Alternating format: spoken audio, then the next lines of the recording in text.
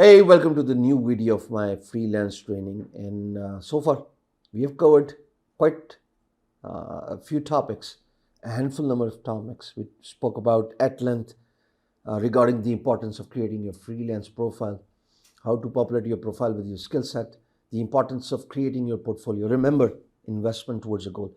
By the way, those who have just joined this group and are confused about being unable to see the previous video and the playlist, all I request you is to be a bit patient, because at the end of all these videos I'm gonna post all these videos on a website, so anybody who joins the group later would be able to just take a look at the description of this community and navigate to the website and watch the videos.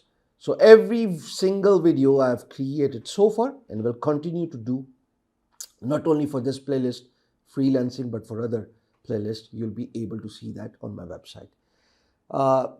In this video, I'm going to talk about the importance of using LinkedIn to create your profile.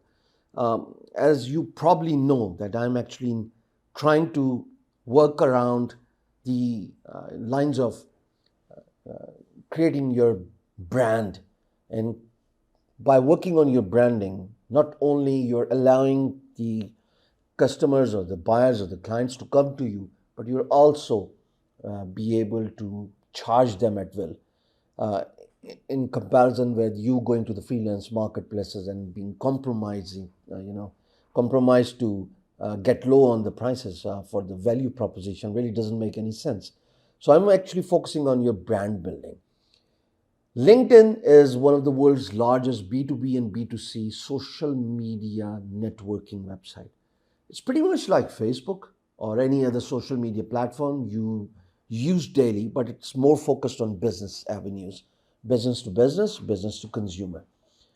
If you look at my profile on LinkedIn, I talk about my digital marketing services, I talk about my Being Guru blog post, and I talk about my consultancy services, and I offer high consultancy